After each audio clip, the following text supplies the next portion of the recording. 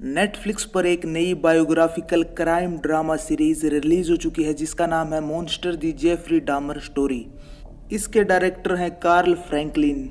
Series के total 10 episode हैं और हर एपिसोड की लेंथ करीब 45 से 60 मिनट के बीच की है। तो ये सीरीज एक रियल लाइफ स्टोरी पर बेस्ड है। मिल्वॉकी शहर के जेफरी ने 1978 और 1991 के बीच 17 लोगों का कत्ल किया था। तो उसने ऐसा क्यों किया और वो पकड़ा गया या नहीं, ये इस सीरीज में देखने को मिलेगा। तो सीरीज की कहानी अब शुरू करते हैं। कहानी की शुरुआत में एक महिला टीवी पर खबर देख रही होती है। वहीं उसके साथ वाले रूम से उसे कुछ शोर सुनाई देता है। वो रूम जेफरी का था। उन दोनों रूम के बीच ऊपर एक जाली लगी हुई थी जिससे उस औरत को जेफरी के रूम से आने वाली आवाजें सुनाई देती थी और उस रूम से गंदी बदबू भी आती थी। फिर जेफरी के खून से भरे हाथों को दिखाया जाता है। उन्हें धोकर वो अपने रूम से बाहर चला जाता है। तभी उसकी पड़ोस वाली औरत उससे पूछती है, तुम्हारे कमरे से अब बदबू कुछ ज्यादा आने लगी है।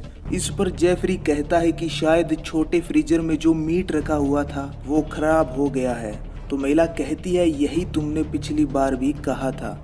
इस पर जेफरी जवाब देता है कि मेरी मछली एक ईक नाम की बीमारी से मर गई है जिसकी वजह से ये बदबू आ रही है। फिर जेफरी वहां से क्लब में चला जाता है तो रास्ते में कई गुमशुदा लोगों के पोस्टर दिखाई पड़ते हैं। जेफरी खुद एक होमोसेक्सुअल है और क्लब में जेफरी को 3 आदमी एरोन, डॉन और ट्रेसी मिलते हैं जिन्हें वो फ्री में दारू पिलाता है। उनमें से एक बोलता है कि तुमने हमें पहले भी फ्री में दारू पिलाई थी। कुछ देर बातें करने के बाद जेफरी उनसे कहता है, मैं एक फोटोग्राफर हूँ। अगर तुम मेरे लिए न्यूड फोटो शूट करोगे तो मैं तुम्हें $50 दूंगा। उन तीनों में से ट्रेसी इसके लिए हाँ भर देता है। तो वो क्लब से जेफरी के रूम तक पैदल ही जाते हैं। कमरे में जाते ही ट्रेसी उससे पूछता है कि यहाँ इतनी बदबू क्यों है। तो जेफरी कहता है कि मेरे घर वालों ने बहुत सारा मीट भेज दिया था लेकिन मैं फ्रीजर ऑन करना भूल गया। यह बताने के साथ वो गेट पर 3 लॉक लगा देता है। फिर वो ट्रेसी को पीने के लिए कुछ देता है जिसमें कुछ नशीली दवाई मिलाई हुई होती है। फिर ट्रेसी उसे कहता है कि मुझे बाहर जाना है ताकि मैं ताज़ी हवा ले सकूं। जेफरी कहता है कि मैं एसी ऑन कर दूंगा। फिर वो उसे अपना कमरा दिखाने लग जाता है और तभी वो ट्रेसी के हाथ में एक हथकड़ी भी लगा देता है। ट्रेसी डर जाता है और शोर मचाना शुरू कर देता है। तभी जेफरी चाकू उठा लेता है और उसे शांत रहने के लिए कहता है। फिर जेफरी उसे बेडरूम में ले जाता है और टीवी ऑन करके उसमें एक्सोर्सिस्ट 3 मूवी चला देता है। कुछ देर तक फिल्म देखने के बाद ट्रेसी उसे कमरे से बाहर ले आता है और कपड़े उतार के उसे कहता है कि मेरी फोटो खींचो। ट्रेसी चाकू की तरफ आगे बढ़ता है। तभी जेफरी बेडरूम से जल्द ही कैमरा लेकर बाहर आ जाता है और फिर उसकी कुछ फोटोज खींचने लग जाता है। ये सब करने के थोड़ी देर बाद वो दोनों वापस बेडरूम में जाकर उसी फिल्म को देखने लग जाते हैं। तभी जेफरी ट्रेसी से कहता है कि मुझे तुम्हारे दिल की धड़कन सुननी है क्योंकि मैं इसे खाने वाला हूँ। वो उसकी छाती पर अपने कान लगा लेता है और ट्रेसी उसके बालों में हाथ फेरते फेरते उसकी आंख अंगूठे से दबा देता है और भागने लग जाता है। जेफरी उसे रोकने की कोशिश करता है लेकिन वो उसके सर पर बोतल से कई बार हमला करता है और मुश्किल से तीनों लोग खोलकर बचाओ बचाओ चिल्लाते हुए वहां से भाग जाता है। फिर रास्ते में उसको पुलिस मिलती है और वो उनको सारी बातें बता देता है।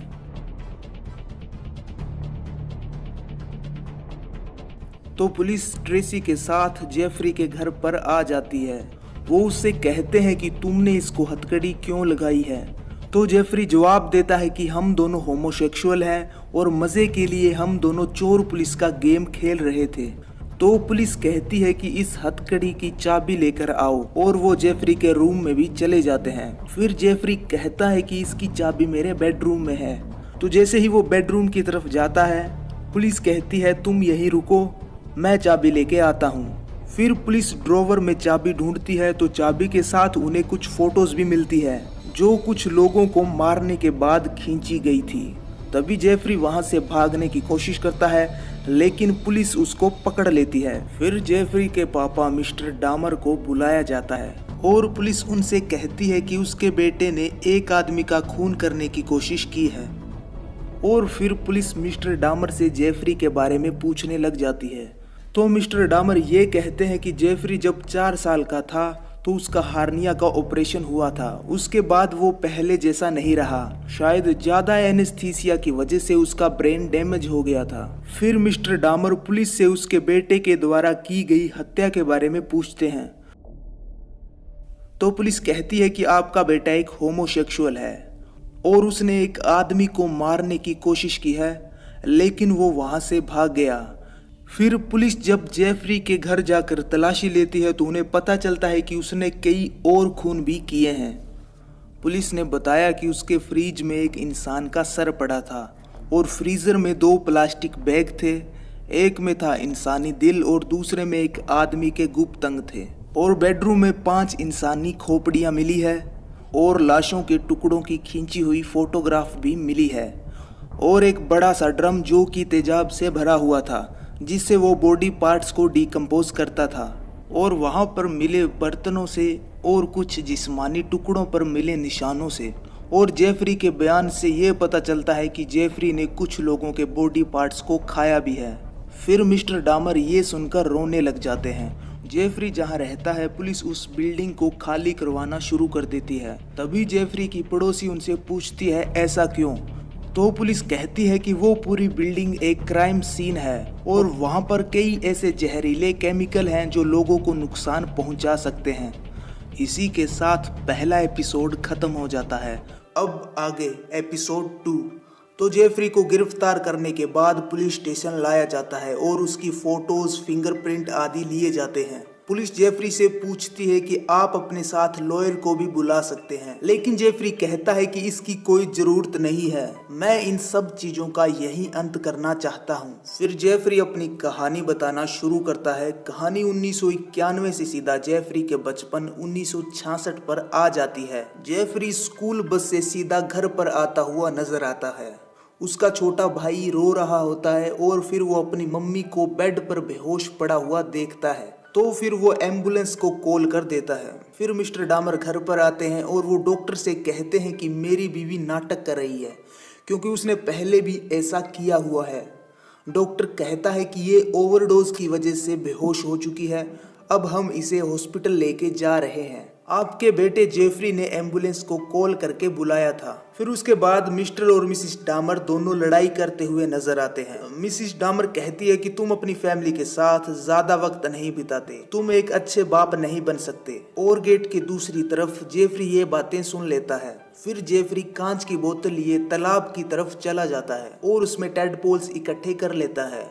अगले दिन कई बच्चे स्कूल टीचर को एप्पल दे रहे होते हैं, लेकिन जेफरी उन्हें टेडपोल्स देता है। क्लास खत्म होने के बाद एक स्टूडेंट को टेडपोल्स पसंद आ जाते हैं तो टीचर उसको टेडपोल्स दे देती है। फिर जेफरी उस लड़के के घर जाकर वो टेडपोल्स वापस ले आता है बिना किसी को पता चले। फिर वो उसी तालाब के पास जाकर वहाँ बोतल खोलता है और उसमें मोटर ऑयल डाल देता है। रात को घर में डामर फैमिली खाना खा रही होती है। तभी मिसिस डामर कहती है कि घर में किसी मरे हुए जानवर की बदबू आ रही है। फिर अगले दिन मिस्टर डामर उस जानवर का पता लगा लेता है और उनके साथ जेफरी ये सब देख रहा होता है। वो एक अपोजम है जो चूहे की तरह दिखाई देता है। फिर जेफरी उसकी हड्डी हाथ में लेकर उसे आसमान में उछाल देता है। अगले दिन जेफरी के मॉम डैड फिर से लड़ाई करने लग जाते हैं और पिछली बार की तरह जेफरी अब भी उनको सुन रहा होता है। जेफरी और उसके पापा कार में बाहर घूमने जाते हैं और रोड साइड पर मरे हुए जानवर को उठा लेते हैं। फिर वो गैराज में जाकर उसे काटना शुरू कर देते हैं। जेफरी को उसी वक्त इसमें काफी इंटरेस्ट आने लग जाता है।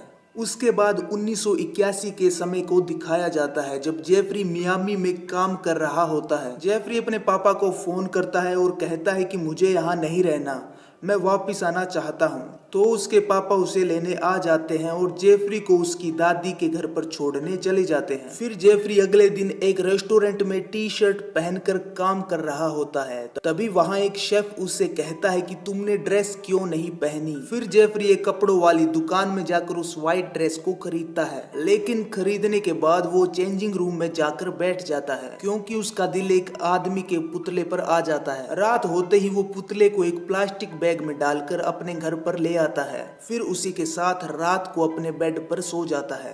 सुबह जब उसकी दादी जेफरी के कमरे की सफाई करती है तो उस पुतले को देखकर डर जाती है। फिर 1991 के समय को दिखाया जाता है जिसमें जेफरी ने बेड पर एक आदमी का खून किया हुआ होता है। उसके बाद जेफरी एक वाइन शॉप पर जाता है, वहां उसे कई लड़के खड़े हुए दिखाई देते हैं। तो जेफरी उनमें से एक लड़के को अपने साथ ये कहकर ले आता है कि मेरे साथ चलो, हम साथ में पार्टी करेंगे और मैं तुम्हें पैसे भी दूंगा।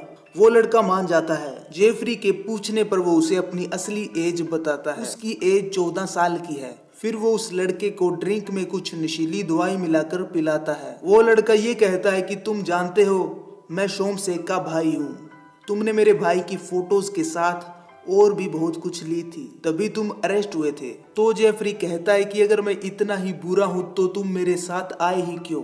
तो वो लड़का कहता है कि मुझे पैसों की जरूरत है। तो जेफरी बोलता है कि पहले तुम मुझे फोटोज खींचने दो, फिर मैं तुम्हें पैसे दे दूंगा। लेकिन वो लड़का कहता है कि पहले मुझे पैसे दो। तो जेफरी उसको $23 देता है और बाकी पैसे काम खत्म होने के बाद देने के लिए कहता है। थोड़ी देर बाद उस लड़के पर नशे का असर होता है और वो बेहोश हो जाता है। जेफरी फिर उसकी फोटोज ले लेता है। उसके बाद रात को वो लड़का नशे में जेफरी के रूम से बाहर निकल आता है क्योंकि जेफरी शराब लेने के लिए बाहर गया हुआ होता है। फिर जेफरी के पड़ोस वाली आंटी और उसकी बेटियां पुलिस को बुला लेती हैं और जेफरी वाइन शॉप से दारू लेकर वापस आ जाता है। जेफरी उनसे ये कहता है कि वो उसका बॉयफ्रेंड है। उस लड़के के सर पर चोट लगी हुई होती है। तो जेफरी कहता है कि नशे में होने के कारण वो गिर गया था और वो पुलिस को ये भी कहता है कि ये 19 साल का है। मेरे पास उसकी कुछ फोटोज भी हैं जिससे आपको यकीन हो जाएगा कि वो मेरा बॉयफ्रेंड है। आप मेरे साथ रूम में चलिए। पुलिस वाले जेफरी के रूम में चले जाते हैं और जेफरी साथ में उस लड़के को भी अपने रूम में ले आता है। वो लड़का इतना नशे में होता है कि कुछ बोल भी नहीं पाता। खैर, सिर्फ फोटोज को देखकर पुलिस ये यकीन कर लेती है कि वो उसका बॉयफ्रेंड है और जेफरी के कहने पर वो उसे 19 साल का मान लेते हैं, लेकिन असल में वो लड़का सिर्फ 14 साल का होता है। फिर पुलिस वाले जेफरी से कहते हैं कि इस लड़के का ध्यान रखना और वो वहाँ से चले जाते हैं। फिर उसकी पड़ोस वाली आंटी गलेंडा पुलिस को फोन करती है। गलेंडा को वो एक बच्चा लग रहा था क्योंकि उसकी बेटी ने उसे नीचे केंचुए पकड़ते हुए देखा था। तो पुलिस फोन पर कहती है कि वो 19 साल का लड़का है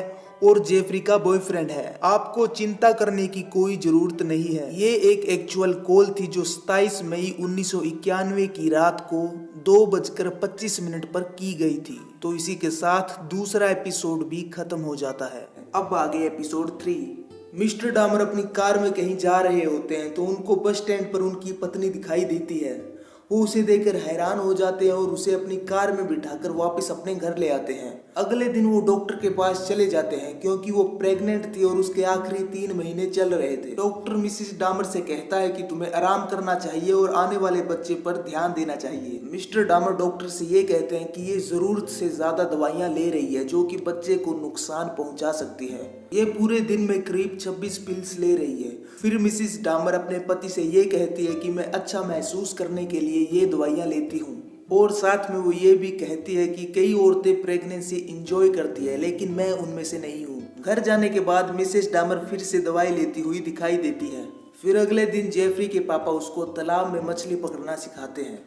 तो मछली को पकड़ने के बाद जब जेफरी उसे काटता है तो उसे इसमें ज्यादा मजा आता है। फिर रात को जेफरी मैगजीन में लड़कियों की फोटोज देख के हस्तमैथुन करने की कोशिश करता है लेकिन उससे वो संतुष्ट नहीं हो पाता।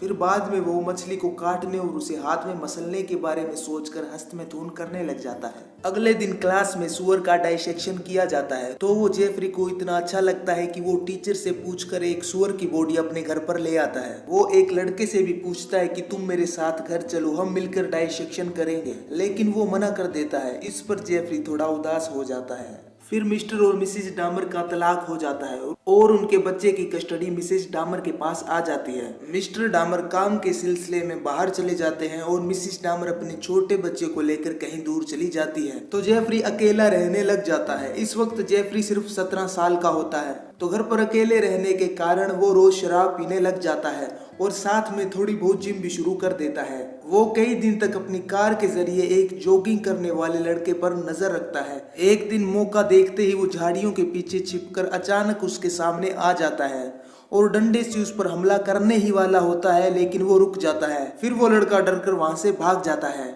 फिर एक और सीन आता है जिसमें जेफरी की माँ औरतों को आर्ट एंड क्राफ्ट सिखाती नजर आती है। खैर अगले दिन जेफरी स्कूल में क्लास लगा रहा होता है तो वो क्लासरूम में बियर पीने लग जाता है। उसके बाद जेफरी एक काउंसलर से बात करता नजर आता है।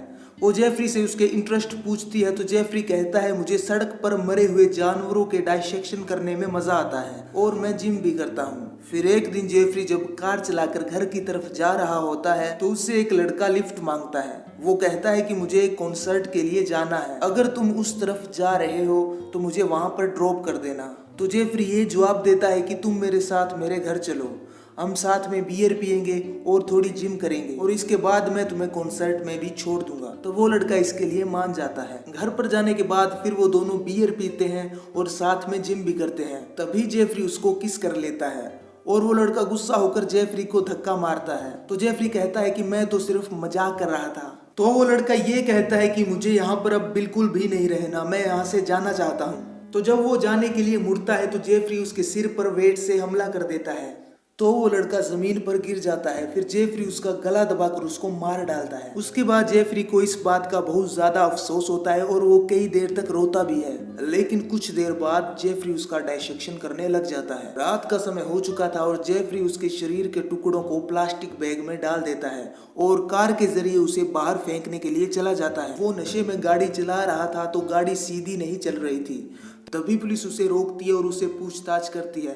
तब वो बताता है कि मैं 18 साल का हूँ और इस प्लास्टिक बैग में पत्ते हैं जो कि मैंने गार्डन साफ करके इकट्ठे किए हैं। अब मैं इसे फेंकने के लिए जा रहा हूँ। पुलिस उसको वार्निंग देकर छोड़ देती है और उसे वापस घर जाने के लिए कहती है। तो वो घर जाकर कुछ बॉडी पार्ट्स के टुकड़े करके उनको टॉयलेट में फ्लश कर देता है और हड्डियों को हथौड़े से तोड़ने लग जाता है। तो इसी के साथ एपिसोड 3 भी खत्म हो जाता है। तो अब आगे एपिसोड 4। पुलिस जेफरी से उसके पहले विक्टिम स्टीवन जिसने उससे लिफ्ट मांगी थी उसके बारे में पूछताछ करती है। तब जेफरी ये कहता है कि मैं उसकी हड्डियों का पाउडर बनाना चाहता था लेकिन वो अंदर से गीली थी तो मैंने उसे ओवन में डाल दिया, जिसके बाद मैं उसके छोटे छोटे टुकड़े कर पाया और फिर मैंने उसकी हड्डियों को अपने घर के गार्डन में अलग अलग जगह दफना दिया ताकि वो लड़का मेरे आसपास रहे। उसके बाद जेफरी ने लिफ्ट देने वाला काम नहीं किया। वो इसे वापस करना तो चाहता था लेकिन उसने अपने आप को रोक लिया और उसने 9 साल तक किसी का भी खून नहीं किया। फिर जेल में पुलिस ने एक साइकोलॉजिस्ट से जेफरी की बात करवाई तो उस साइकेट्रिस्ट ने कहा कि जब तुम अपने विक्टिम के टुकड़े कर रहे थे तो क्या तुम सेक्स की भावनाओं में डूब रहे थे? तो जेफरी जवाब देता है, हाँ बहुत ही ज्यादा।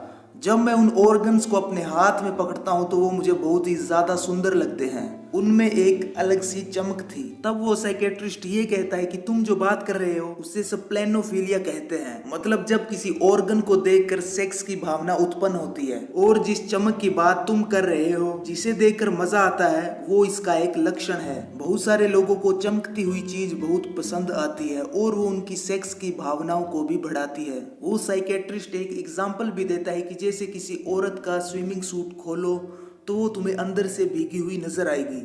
ये गीलापन वजाइना का गीलापन भी दर्शाता है जिससे उसके सेक्स की इच्छा का पता चलता है। हम सब के अंदर ये सोच पहले से ही होती है। फिर पुलिस उससे पूछती है कि तुमने 9 साल तक किसी का खून क्यों नहीं किया? तो जेफरी कहता है, मैं एक अच्छा इंसान बनने की कोशिश कर रहा था। फिर 1978 के सीन को दिखाया जाता है जब नेशनल हॉनर सोसाइटी के स्टूडेंट्स की ग्रुप फोटो ली जाती है। उसमें जेफरी चुपके से आकर खड़ा हो जाता है और ग्रुप के साथ अपनी फोटो खिंचवा लेता है। फिर कुछ स्टूडेंट्स एल्बम में फोटोज देख रहे होते हैं तो उन्हें ग्रुप फोटो में जेफरी दिखाई देता है तो वो जेफरी की फोटो को सभी एल्बम में ब्लर करवा देते हैं क्योंकि जेफरी का जीपीए 2 था। जब जेफरी ग्रुप फोटो में अपनी खुद की फोटो नहीं देख पाता तो वो उदास हो जाता है। फिर मिस्टर डामर अपनी नई गर्लफ्रेंड शेरी के साथ अपने घर पर वापस आ जाते हैं। वहाँ वो जेफरी को अकेला देखकर हैरान हो जाते हैं और उससे उसकी माँ के बारे में पूछते हैं तो वो कहता है कि उनको यहाँ से गए हुए 3 महीने हो चुके हैं। घर पर अकेले रहने के कारण जेफरी शराब पीने लग जाता है। फिर वो तीनों किसी रेस्टोरेंट में जाते हैं और वहाँ खाना खाते हैं। फिर मिस्टर डामर जेफरी को ओहायो स्टेट जाने के लिए कहते हैं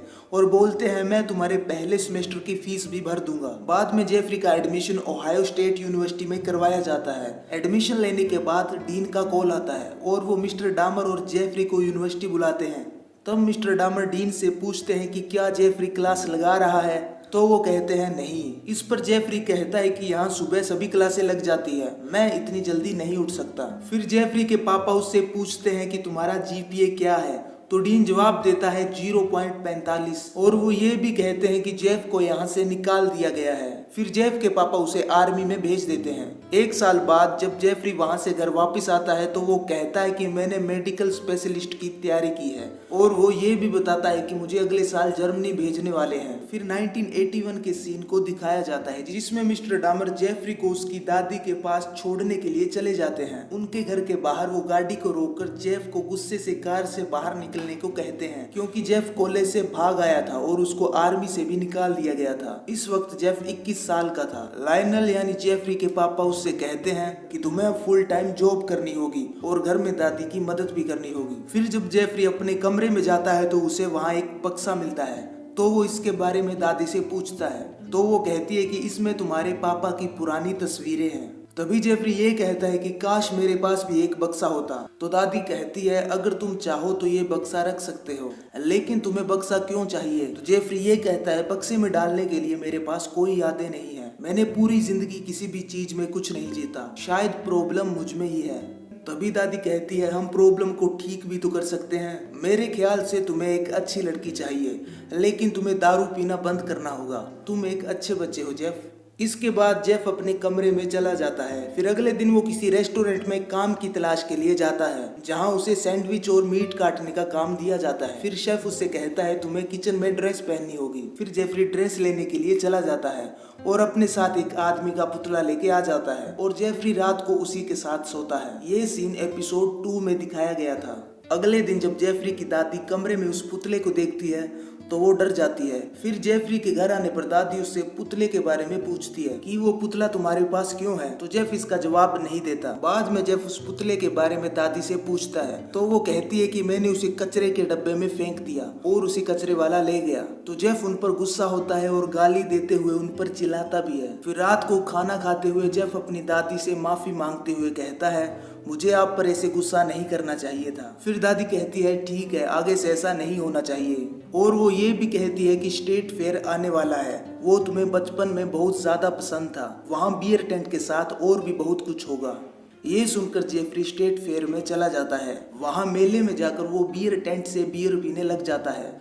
तभी उसे बियर का नशा होता है तो उसे स्टीवन नजर आने लग जाता है और वो उसे देखकर हस्तमैथुन करने लग जाता है। बाद में उसे अरेस्ट किया जाता है। जब अगले दिन जेफ रेस्टोरेंट में काम करने आता है तो वहाँ उसे निकाल दिया जाता है क्योंकि उन्हें ये पता चल जाता है कि स्टेट फेयर में जेफरी ने क्या किया था। फिर जेफरी मिल्वॉकी शहर के ब्लड प्लाज्मा सेंटर में काम करने लग जाता है। जो लोग वहाँ पर खून डोनेट करने आते हैं जेफरी उन लोगों के शरीर से खून निकालने का काम करता है। जेफरी की दादी इस बात से बहुत खुश होती है कि उसने नया काम शुरू कर लिया है और उसने शराब पीनी भी छोड़ दी है। फिर दादी कहती है कि क्या तुमने अपने डैड से इस बारे में बात की है?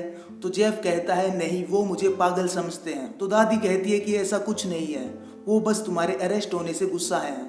तो जेफ बोलता है एक अपराध और $70 का फाइन लग गया। तो इस पर दादी कहती है कि ये मेरी गलती है, मैंने ही तुम्हें स्टेट फेयर में जाने को कहा था। खैर ये सारी बातें भूल जाओ। फिर जेफरी अपने कमरे में चला जाता है और खून से भरी प्लास्टिक की बोतलें निकाल देता है जो उसने ब्लड प्लाज्मा सेंटर से चुराई थी। फिर जेफरी उन बोतल को काट कर उनमें भरे हुए इंसानी खून को पीने लग जाता है। फिर 1987 के सीन को दिखाया जाता है जिसमें जेफरी एक क्लब में जाता हुआ दिखाई देता है। वहाँ उसकी मुलाकात एक चार्ल्स नाम के आदमी से होती है। वो जेफ को बियर ऑफर करता है और कहता है कि शायद अब मेरा दोस्त वापस नहीं आने वाला, इसलिए तुम इसे पी लो। फिर वो दोनों बाथ हाउस चले जाते हैं। इसके बाद जेफ रोज किसी नए लड़के के साथ बाथ हाउस में चला जाता है और उनकी शराब में ड्रग्स मिलाकर उनके साथ मनमर्जी करता है। एक दिन उसने एक लड़के को ज्यादा ड्रग्स दे दी थी तो वो उठा ही नहीं। तभी बात हाउस के मालिक रिकी डॉक्टर्स को बुलाते हैं और उनसे ये कहते हैं कि पिछली बार भी जेफ ने ड्रग्स देकर एक लड़के को बेहोश किया था, उसको हम होश में ले आए थे, लेकिन ये तो जवाब ही नहीं दे रहा। फिर डॉक्टर उस लड़के को होश में ले आते हैं। अगले दिन जेफ एक और लड़के को उसी बात में लेकर आता है तो रिकी उसे वहां से बाहर निकाल देता है। वो जेफ के साथ आए लड़के से ये कहता है कि तुम्हें इससे दूर रहना चाहिए। ये लड़कों को लाता है और उन्हें ड्रग्स देता है। फिर जेफ के साथ वाला लड़का वहां से भाग जाता है। रिकी ये भी कहता है कि तुम अंपायर और रोमन बाथ में भी नहीं जा सकते, मैंने तुम्हारे बारे में उनको सब बता दिया है। बाद में जेफ क्लब में वापस जाता है और वहाँ स्टीवन वॉल्टर नाम के लड़के से उसकी मुलाकात होती है। वो उसे अपने साथ होटल में ले आता है। स्टीवन ये कहता है कि हम बाथ हाउस में चले जाते हैं। तो जेफ ये कहता है कि वो जगह बहुत गंदी है। फिर जेफ उसे कमरे में ले जाता है और उसकी शराब में ड्रग्स मिला देता है, लेकिन अब की बार गलती से जेफ खुद उस ड्रग्स वाली शराब को पी लेता है, जबकि स्टीवन सिर्फ शराब ही पीता है। फिर नशे में ही जेफरी एक और शराब का गिलास भरता है और उसमें ड्रग्स मिला देता है। अब की बार वो स्टीवन को ड्रग्स वाली दारू पिला देता है। फिर जेफरी जब सुबह उठता है तो वो देखता है कि स्टीवन तो मर चुका है, उसने नशे की हालत में उसका खून किया था। फिर वो उसे एक सूटकेस में डालकर अपनी दादी के घर पर ले आता है और उसे बेसमेंट में ले जाता है। अगले दिन दादी चर्च चली जाती है। फिर एक सीन दिखाया जाता है जिसमें जेफ उसी लड़के की खोपड़ी बॉक्स में रखता है जिसमें जेफ के पापा की फोटोज रखी हुई थी, यानी जेफ ने उसकी बॉडी को बेसमेंट में काट दिया था। इसी के साथ चौथा एपिसोड भी खत्म हो जाता है। अब आगे एपिसोड 5। इसमें 1987 के सीन को दिखाया जाता है जब जेफरी अपनी दादी से कहता है कि मैं चॉकलेट मिक्स करने का काम करने लग गया हूँ। बाद में काम पर जेफरी खाना खाने के साथ ड्रिंक्स पी रहा होता है तो उसकी नज़र अखबार पर पड़ती है, तो अखबार में डेनियल की फोटो छपी होती है कि वो अब मर चुका है। फिर वापस 1991 के सीन को दिखाया जाता है जिसमें पुलिस जेफरी से पूछती है कि तुम्हें वो डेनियल लड़का खूबसूरत लगा और तुम उसके अंतिम संस्कार में भी चले गए, लेकिन तुम तो उसे जानते तक नहीं थे। तो जेफ कहता है हाँ, मैं उसकी हर रस्म में गया। फिर मैंने उसे कब्र से निकालने की कोशिश की क्योंकि मैं उसके साथ लेटना चाहता था जब तक कि वो ताजा था, लेकिन बात नहीं बनी क्योंकि मार्च का महीना था और जमीन काफी कठोर थी। मुझे बहुत समय लग जाता कब्र को खोदने में। तो पुलिस पूछती है तुम उन्हें काबू करना चाहते थे? तो जेफरी कहता है हाँ, सभी ने मुझको ही बताया है कि क्या करना है, जैसे मेरी दादी, मेरे डैड और मेरे बॉस।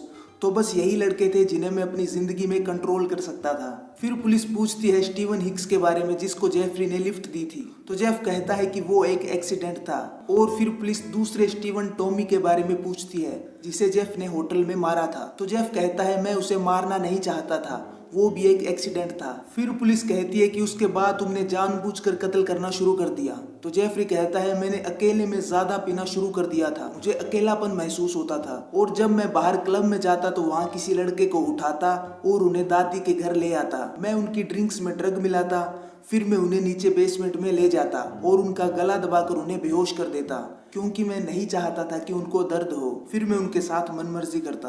फिर पुलिस पूछती है दादी के घर में कितने कत्ल किए थे? तो जेफ कहता है 3।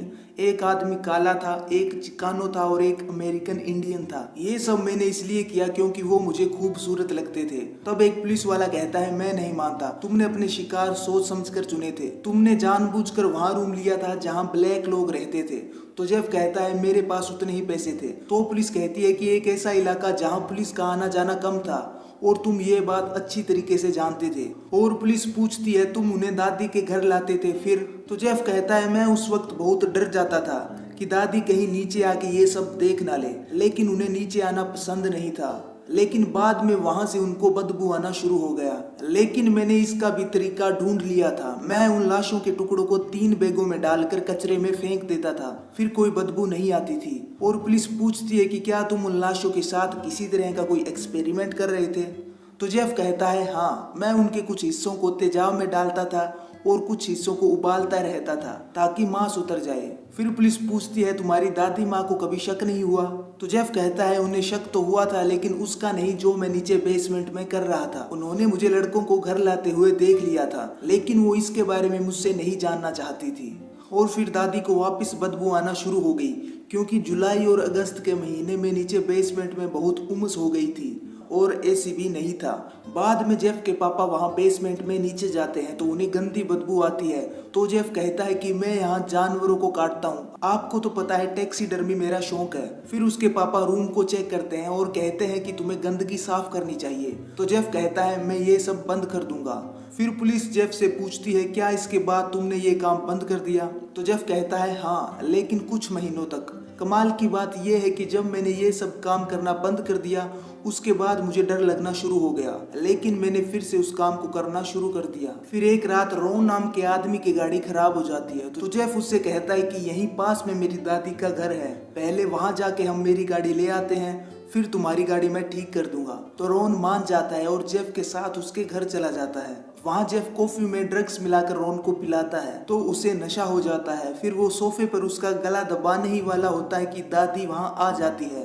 तो जेफ दादी से कहता है कि ये मेरा दोस्त है, इसने ज्यादा शराब पी ली थी, इसे अब आराम करने की जरूरत है, आप यहाँ से चले जाइए। तो दादी कहती है जब तक इसे होश नहीं आता मैं इसी के साथ रहूंगी। फिर सुबह होने के बाद भी उस लड़के रोन का नशा नहीं उतरा।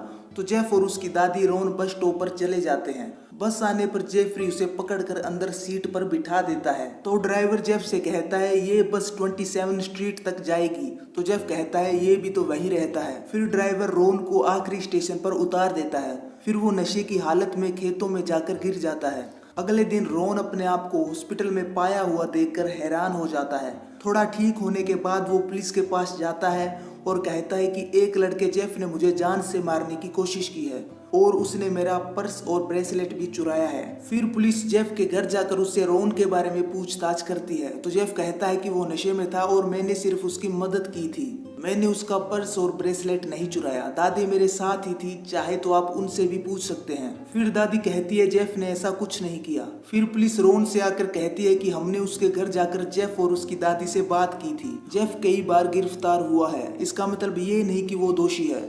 तब रोन कहता है कि आप एक शरीफ काले आदमी की बात की जगह उस सफेद आदमी की बात मान रहे हो जिसका पहले से ही क्रिमिनल रिकॉर्ड है। फिर वो वहां से चला जाता है। बाद में जब रात होने पर रोन बाहर आता है तो वो देखता है कि जेफ एक और आदमी को अपने साथ लेके जा रहा है। तभी वो उसके पास जाके कहता है कि ये आदमी तुम्हें मारने की कोशिश करेगा। फिर जेफ के साथ वाला आदमी वहां से भाग जाता है और थोड़ी देर बाद जेफ भी वहां से चला जाता है। फिर बाद में रात को जेफ एक और लड़के को अपने साथ घर ले आता है। फिर वो लड़का नशे में ही जेफ के घर से बाहर निकल जाता है। जब जेफ उसके पीछे जाता है तो उसकी दादी उसे घर पर वापस बुला लेती है। वो लड़का घर जाने के बाद अपने बेड पर जाके सो जाता है। फिर उसके पापा एम्बुलेंस को बुलाते हैं। अगले दिन जेफ चॉकलेट मिक्स करने का काम कर रहा होता है तो वहां पुलिस आकर उसे गिरफ्तार कर लेती है क्योंकि उस लड़के के पापा ने कोर्ट केस कर दिया था। तो वहां जज उससे कहता है कि जेफरी तुमने 2nd डिग्री के सेक्सुअल असोल्ट के चार्ज में कुछ ना कहने का फैसला किया है। फिर जज उसे 1 साल की सजा सुनाता है और साथ में ये भी कहता है कि तुम्हें दूसरा मौका भी मिलना चाहिए, तुम्हारा काम ठीक चल रहा है। तो ये कोर्ट तुम्हें हर हफ्ते 40 घंटे काम करने की छूट देती है और काम खत्म करने के बाद तुम सीधा जेल में रिपोर्ट करोगे। फिर जेफ और उसके पापा कोर्ट से सीधा दादी के घर जाते हैं। तो रास्ते में जेफ के पापा कहते हैं हम आखिरी बार साथ में फैमिली डिनर करेंगे और जब तुम जेल से बाहर आओगे तो तुम्हें अपना घर लेना होगा। फिर खाना खाते वक्त जेफ के पापा कहते हैं कि दादी के पास मेरा एक पुराना बक्सा था जिसमें मेरी चीजें थी, वो लेकर आओ। तो जेफ कहता है कि वो उन्होंने मुझे दिया है। बाद में जब जेफ उसे लेने जाता है तो जेफ के पीछे उसके पापा उसके रूम में चले जाते हैं। फिर जेफ अपने पापा से कहता है इस बॉक्स की चाबी मुझे नहीं मिल रही। तो उसके पापा नीचे जाकर उसे तोड़ने के लिए औजार लेकर आते हैं क्योंकि उन्हें लगता है कि जेफ ने उस बक्से में कोई गलत चीज छुपा रखी है। लेकिन उनके नीचे जाते ही जेफ उस बक्से में से उस खोपड़ी को निकाल देता है। उसके पापा जब वापस आकर उस बक्से को खोलते हैं तो उसमें उन्हें पोर्न मैगजीन्स मिलती है। जेफ कहता है कि दादी को ना मिले इसलिए मैंने इसे बक्से में छुपाया था। तो फिर उसके पापा वहां से चले जाते हैं। बाद में एक और सीन दिखाया जाता है जिसमें मिस्टर डामर पूछते हैं कि स्टेट फेयर में तुमने क्या किया था। तो जेफ कहता है कि मैं तो सिर्फ बाहर पेशाब कर रहा था, मुझे नहीं पता था कि कोई और देख लेगा। फिर एक सीन आता है जिसमें वो जेफ को जेल से छुड़ाकर उसे लेने के लिए आते हैं। तब वो जेफ से पूछते हैं कि तुमने उस लड़के को मोलेस्ट क्यों किया। तो जेफ कहता है कि मैंने उसे मोलेस्ट नहीं किया, मैं तो बस उसकी फोटोज ले रहा था। फिर कोर्ट वाला सीन दिखाया जाता है जिसमें उस लड़के के पापा जज के सामने बोल रहे होते हैं। बाद में जज कहता है कि जेफरी आपने 2nd डिग्री के सेक्सुअल असोल्ट के चार्ज में कुछ ना कहने का फैसला किया है, तो मैं आपको Milwaukee county house of correction में 1 साल की सजा सुनाता हूँ। फिर जेफ के पापा जज को एक चिट्ठी लिख रहे होते हैं कि मेरा बेटा शराबी है, उसका दाखिला शराब छोड़ने वाले प्रोग्राम में करवाना चाहिए। फिर 1 साल बाद का सीन दिखाया जाता है जिसमें जेफरी को छोड़ दिया जाता है। फिर उसके पापा उससे कहते हैं कि तुम्हें 1 हफ्ते के लिए दादी के पास रहना होगा और बाद में तुम्हें अपना एक खुद का रूम लेना होगा। फिर जेफ के पापा उससे पूछते हैं कि जब तुम अंदर थे तो किसी काउंसलर ने तुम्हारी किसी भी चीज में मदद की थी, जैसे तुम्हारे शराब छोड़ने के मामले में। तो जेफ कहता है कि वो अंदर अकेला छोड़ देते हैं, मैं अंदर अकेला ही रहा था। फिर मिस्टर डामर जेफरी को गाड़ी स्टार्ट करने के लिए कहते हैं और खुद दीवार के पीछे जाकर रोने लग जाते हैं। फिर एक सीन आता है जिसमें जेफरी एक गूंगे लड़के को अपने घर का पता बता रहा होता है और बाद में उसे अपने रूम में ले जाता है। और इसी के साथ 5वां एपिसोड भी खत्म हो जाता है। अब आगे एपिसोड 6। तो एपिसोड की शुरुआत होती है 1960 के दौर से। मिल्वॉकी शहर में हायूज परिवार के घर पर एक नया मेहमान आता है। शेरली नाम की औरत का वो बच्चा देखने में बहुत खूबसूरत होता है। वो उस बच्चे का नाम टोनी रख देते हैं। फिर कुछ समय बाद वो डॉक्टर के पास जाकर ये कहते हैं कि जब हम टोनी को बुलाते हैं तो वो जवाब ही नहीं देता। तो डॉक्टर ये कहते हैं कि जब टोनी का निमोनिया का इलाज हुआ था तो क्या आपके डॉक्टर ने उसे एंटीबायोटिक दी थी? तो शेरली कहती है हाँ, एम्पिसिलिन और जेंटामिसिन। फिर डॉक्टर कहता है कि हाल ही में पता चला है कि जेंटामिसिन ऑटोटॉक्सिक है, जो कि बच्चे को सुनने की शक्ति के लिए खतरनाक है। आपके बच्चे टोनी को बहुत एंटीबायोटिक दी गई थी, तो अब उसके सुनने की शक्ति हमेशा के लिए खत्म हो चुकी है, यानी आपका बेटा बहरा है। ये वही लड़का है जिसे मैंने पिछले एपिसोड के लास्ट में गूंगा कहा था, लेकिन ये बहरा होता है। खैर, फिर एक सीन आता है जिसमें टोनी बड़ा हो चुका होता है और बार में डांस करता हुआ दिखाई देता है। फिर वहाँ उसकी एक मैनी नाम के लड़के से मुलाकात होती है। टोनी लिप रीडिंग करना जानता है और टोनी नोट्स लिखकर मैनी से बात करता है। बाद में एक सीन आता है जिसमें टोनी अपने दो बहरे दोस्तों के साथ साइन लैंग्वेज में बात करता हुआ नजर आता है। वो अपनी आपस की कुछ नॉर्मल बात कर रहे होते हैं। फिर टोनी अपने घर चला जाता है और वहाँ वो अपने परिवार के साथ डिनर करने लग जाता है। फिर टोनी का दोस्त उसके घर आता है और कहता है कि रिको का खून हो चुका है। पुलिस वालों को हाईवे 45 के पास उसकी लाश मिली है। फिर एक सीन आता है जिसमें टोनी की माँ शेरली उससे कहती है कि मुझे पता है तुम अपने दोस्त के मर जाने पर बहुत दुखी हो और इसके लिए तुम हमसे दूर जा रहे हो। तो टोनी कहता है मैं बाहर जाकर अपने सपने पूरे करना चाहता हूँ। रिको की मौत ने मुझे ये बता दिया है कि क्या पता जिंदगी में कब क्या हो जाए। मैं अब आपका छोटा बच्चा नहीं रहा, मैं बड़ा हो चुका हूँ और अब मैं आत्मनिर्भर बन सकता हूँ। फिर उसकी माँ पूछती है कि तुम मेडिसन क्यों जाना चाहते हो?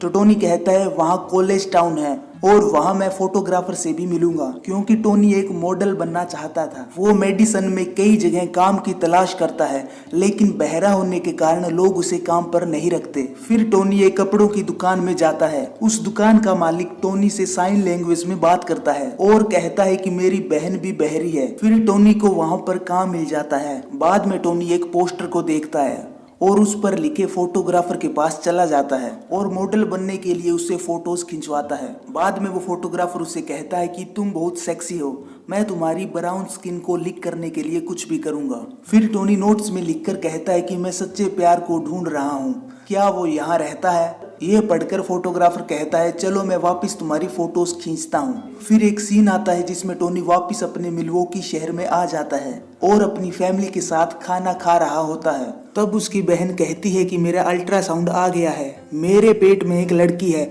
और मैं उसका नाम भी टोनी रखना चाहती हूँ। तो ये सुनकर टोनी खुश हो जाता है। बाद में टोनी अपने दोस्त के साथ क्लब में जाता है। उन्हें सुनाई नहीं देता, फिर भी वो वहाँ पर खुलकर डांस करते हैं। वहाँ टोनी की मुलाकात जेफ से होती है। वो दोनों नोट्स पर लिखकर एक दूसरे से बात करते हैं। फिर वो दोनों अच्छे दोस्त बन जाते हैं।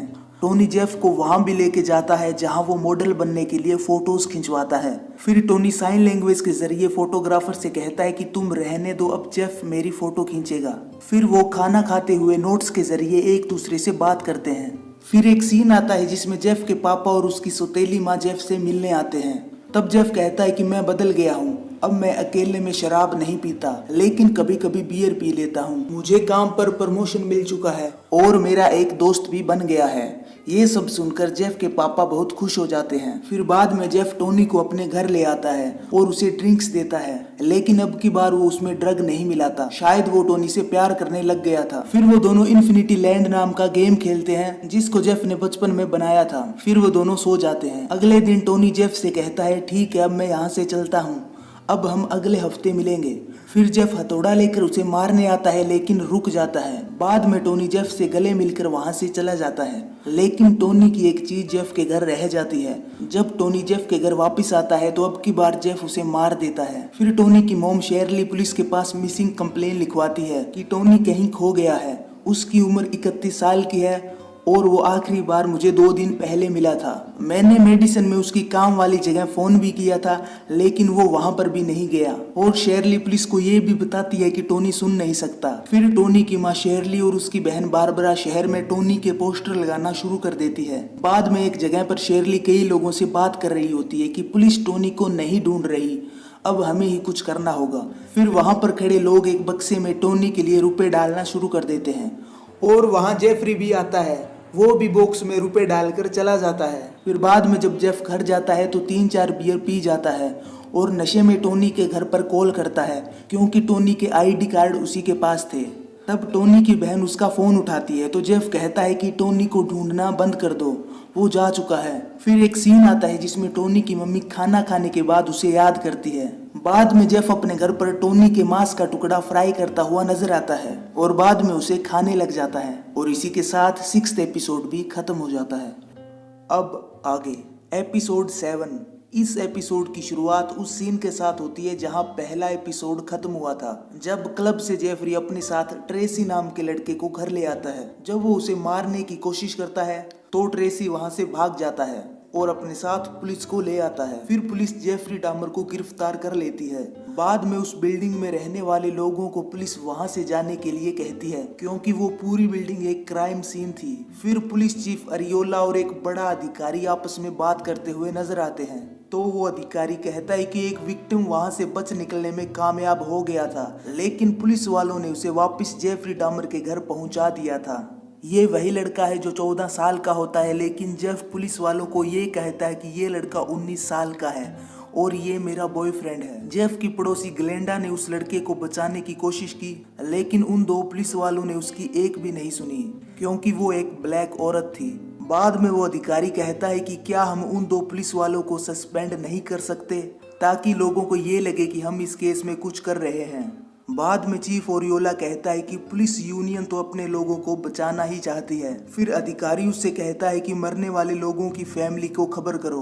बाद में 2 पुलिस वाले उन लोगों के घर जाकर ये खबर देते हैं कि जेफरी डामर ने आपके लड़के को मारा है। फिर एक सीन आता है जिसमें ग्लेंडा एक न्यूज रिपोर्टर को वो बात बताती है जब उस रात 2 पुलिस वालों ने ग्लेंडा की बात को ना मानकर उस जेफ की बात को माना था और उस 14 साल के लड़के को जेफ के हवाले कर दिया था बिना कोई जांच किए। ग्लेंडा ये भी कहती है कि मैंने पुलिस को बार बार फोन किया था उस बच्चे का हाल पूछने के लिए, तो पुलिस कहती है हमने उस मामले को सुलझा लिया है। ये सारी बातें ग्लेंडा एक औरत को बता रही होती है जहां वो डेटा एंट्री में काम करती थी।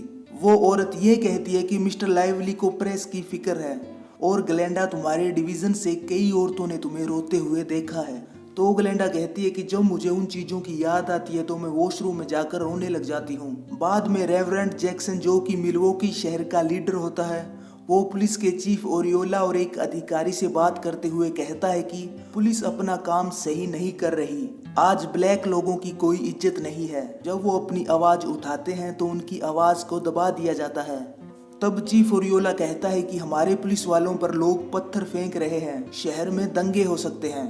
तब रेवरेंड कहता है कि ब्लैक लोग पुलिस से नाराज हैं और उनसे इंसाफ मांग रहे हैं। मैं मिल्वॉकी में आग भड़काने आया था ताकि आप जैसे पुलिस वालों को जिम्मेदार ठहरा सकूं और रंग भेद को खत्म कर सकूं। फिर रेवरेंड जैक्सन ग्लेंडा से बात करने के लिए चला जाता है।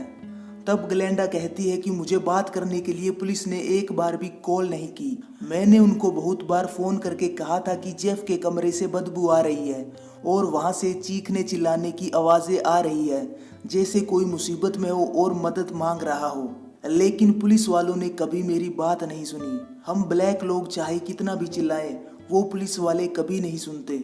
तो रेवरेंड जैक्सन कहता है कि मैं सुनूंगा। तो फिर ग्लेंडा वो सब बातें बताने लग जाती है जो उसने जेफ के कमरे से सुनी थी। बाद में एक सीन आता है जिसमें डीन नाम का लड़का उसी बिल्डिंग में रहने आता है जहां ग्लेंडा और जेफ रहते हैं। बाद में डीन की मुलाकात जेफ से होती है और डीन गायब हो जाता है।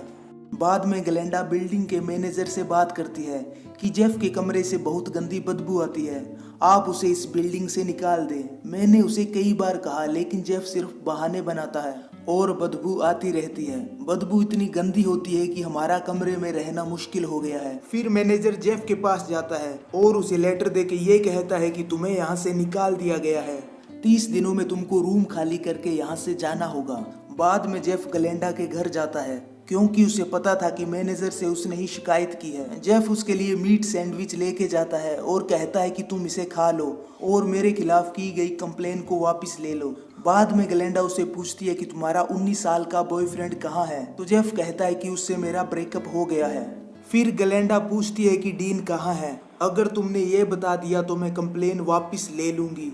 तुमसे मिलने के बाद डीन दिखा ही नहीं। तो जेफ कहता है मुझे नहीं पता। ग्लेंडा ये भी कहती है कि तुम्हारे कमरे से रात को औजारों की आवाजें आती है।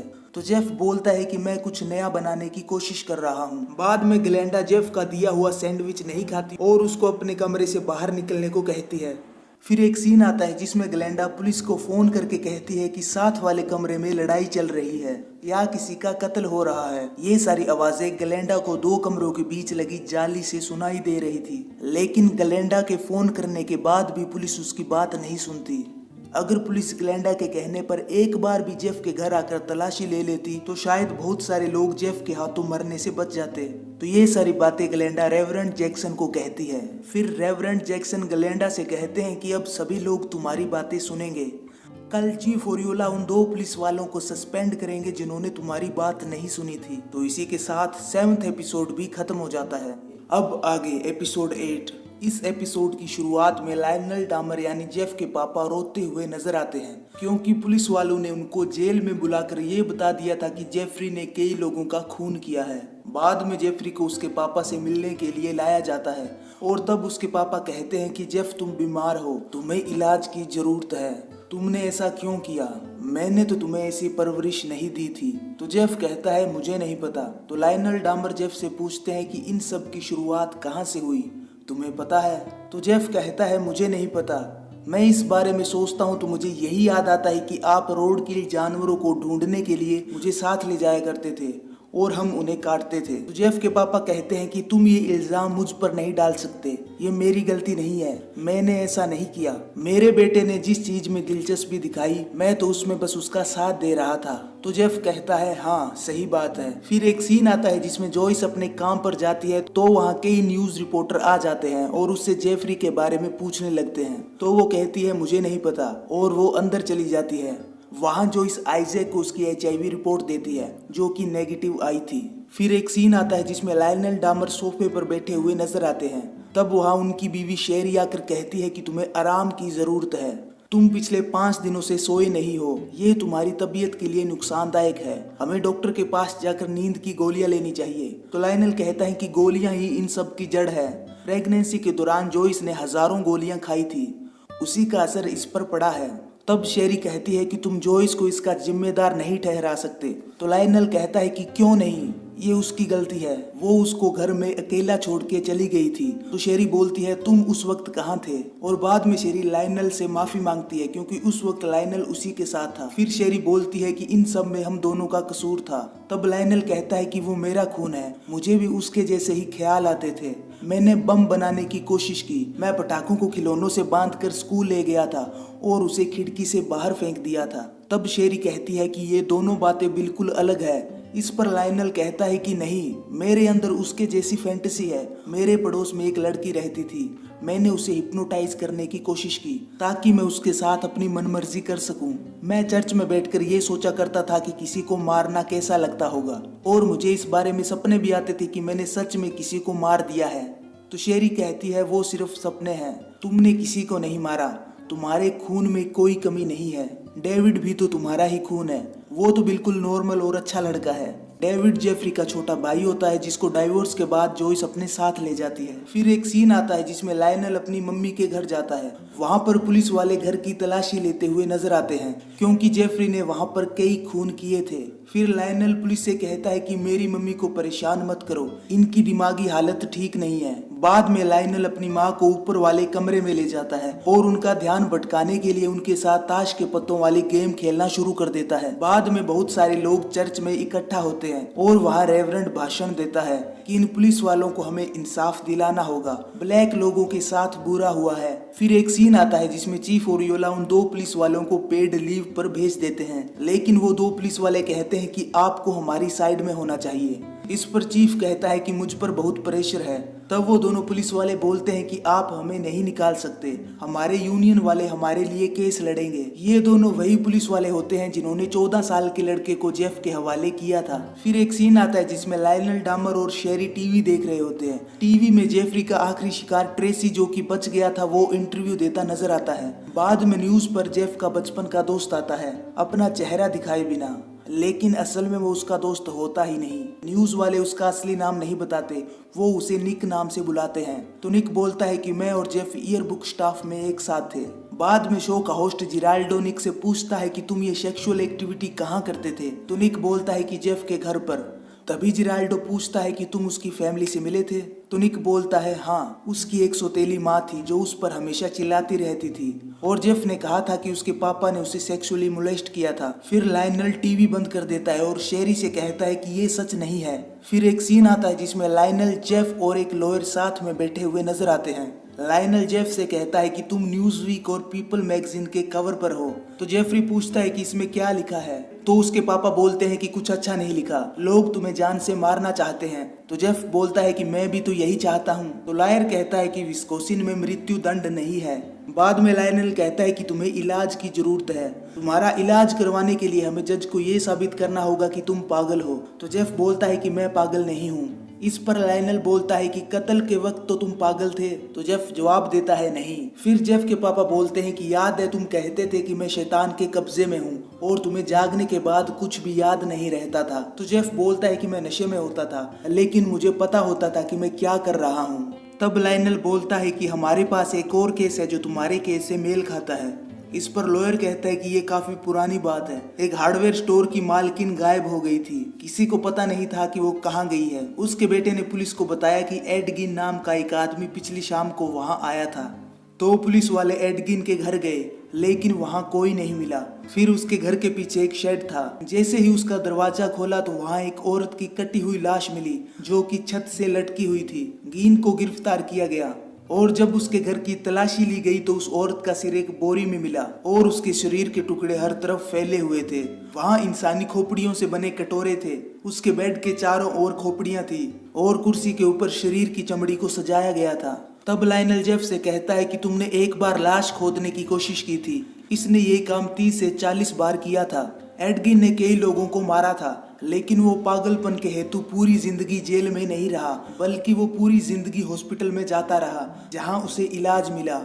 तो लॉयर बोलता है कि हम तुम्हारे साथ भी वही काम कर सकते हैं। तो जेफ ये कहता है कि मैंने उसकी कहानी एक कॉमिक बुक में पढ़ी थी जिसमें डरावनी और अजीबोगरीब कहानियां होती है। फिर एक सीन आता है जिसमें लॉयर और जेफ के पापा उस रूम से बाहर आ जाते हैं। तब लायनल बोलता है कि ऐसी कॉमिक बुक कौन लिखता है, साला पूरा कल्चर ही बेकार है। फिर कोर्ट का सीन आता है जिसमें जज बोलते हैं कि जूरी ये समझती है कि जेफरी दिमागी तौर से ठीक है। उसके कबूल किए हुए सभी 15 कत्लों के लिए जेफ डामर को जेल भेजा जाएगा, ये मैं यकीन के साथ कहता हूँ। अब हम मंडे को मिलेंगे जहाँ पीड़ित परिवार को अपनी बात कहने का मौका मिलेगा और डिफेंडेंट यानी प्रतिवादी को भी अपनी बात कहने का मौका दिया जाएगा। उस कोर्ट में जेफ की माँ जोइस भी आई थी। बाहर आने के बाद लायनल और जोइस आपस में कई देर तक बहस करते हैं और वो एक दूसरे को इन सब के लिए जिम्मेदार बताते हैं। फिर एक सीन आता है जिसमें जोइस कार्टिस की नानी के घर जाती है। कार्टिस को जेफ ने मारा था। जोइस उसकी नानी से कहती है कि क्या कोर्ट में आप मेरे बेटे जेफ की तरफ से बोलेंगी ताकि जज उसे जेल की जगह मेंटल हॉस्पिटल भेज दे। तो वो औरत कहती है कि मैं ऐसा नहीं करूंगी। बाद में सोमवार आ जाता है और पीड़ित परिवार के लोग जेफ के खिलाफ बोलते हुए नजर आते हैं। बाद में जज बोलता है कि सजा सुनाऊं इससे पहले जेफ आप कुछ कहना चाहोगे। तो जेफ बोलता है कि अब सब कुछ खत्म हो गया है, ये केस कभी भी मेरी आजादी के बारे में था ही नहीं, मैं आजाद होना ही नहीं चाहता था। सच कहूं तो मुझे मौत ही चाहिए थी। मैं जानता था कि मैं बीमार हूं और बुरा हूं, मुझे यकीन है कि मैं बीमार था। डॉक्टरों ने मुझे मेरी बीमारी के बारे में बताया और अब मैं थोड़ा शांत हूँ। मैंने लाशों की पहचान करवाने में पुलिस की मदद की। मैंने जो इन परिवारों के साथ किया मुझे इसका बहुत अफसोस है और मैं ये भी कहना चाहता हूँ कि मैं अपनी बाकी जिंदगी जेल में ही काटूंगा। फिर एक सीन आता है जिसमें रिपोर्टर बोलती है कि जज लॉरेंस ग्राम ने जेफरी डामर को 15 उम्र कैद की सजा सुनाई है। हर कत्ल के लिए उसे उम्र कैद की सजा सुनाई गई है। फिर एक सीन आता है जिसमें जेफ, उसके पापा और उसकी सौतेली माँ नजर आते हैं। तो लायनल जेफ से कहते हैं कि मैंने खुद के अलावा सबको इसका कसूरवार माना था, लेकिन गलती मेरी ही थी। तो जेफ बोलता है नहीं। तो उसके पापा बोलते हैं सुनो, मैंने ही तुम्हें रोड साइड मरे हुए जानवरों को काटना सिखाया था, मुझे ये नहीं करना चाहिए था। मुझे तुम्हारे लोगों को मारने की फैंटेसी के बारे में बैठकर सुनना चाहिए था, क्योंकि मैं भी वैसा ही महसूस करता था। मुझे यकीन नहीं होता कि मैंने तुम्हें अकेला छोड़ दिया था। फिर वो जेफ के गले लगकर रोने लग जाते हैं। बाद में जेफ से मिलने का टाइम पूरा हो जाता है और पुलिस वाले उसे ले जाते हैं। फिर एक सीन आता है जिसमें जॉयस एक चिट्ठी लिख रही होती है और बाद में वो सुसाइड करने की कोशिश करती है, लेकिन वो बच जाती है। फिर एक और सीन आता है जिसमें जेफ के पापा किताब लिख रहे होते हैं और शेरी उनसे आकर कहती है कि मेरी डेविड से बात हुई, वो ठीक है लेकिन जॉयस ने सुसाइड करने की कोशिश की है, लेकिन अब जॉयस भी ठीक है। फिर एक सीन आता है जिसमें वो दोनों पुलिस वाले वापस आ जाते हैं जिन्हें पेड लीव से निकाला गया था। बाद में यही बातें रेवरेंड जैक्सन अपने बेटे से करते हुए नजर आते हैं, तो उसका बेटा कहता है कि बस इतनी ही सजा। तो रेवरेंड जैक्सन बोलता है कि मेयर ने कहा कि वो अपील करने वाले हैं। इस पर उसका बेटा बोलता है कि अगर काम नहीं हुआ तो रेवरेंड कहता है कि फिर हम अगली लड़ाई लड़ेंगे। और इसी के साथ 8वां एपिसोड भी खत्म हो जाता है।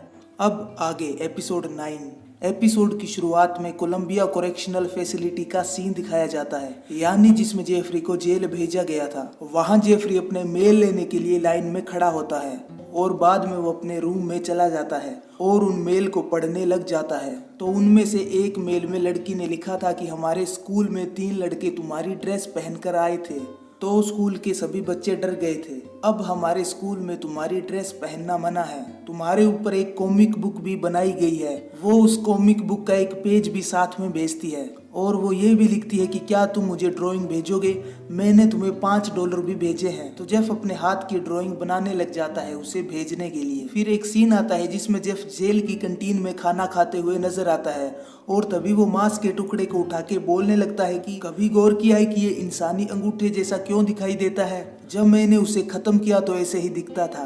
बाद में जब जेफ वहां से खाना खाकर जा रहा होता है तो एक आदमी उससे बोलता है कि मुझे ये पसंद नहीं आया।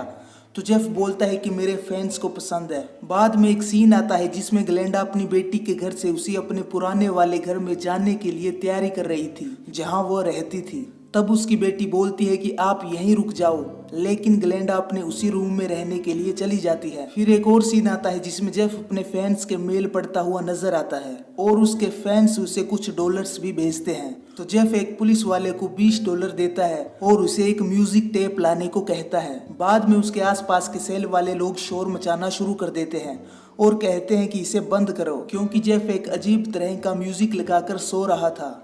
बाद में एक पुलिस वाला उसके पास आकर कहता है कि उसे बंद करके मुझे दो। तो जेफ कहता है कि ये मेरा है।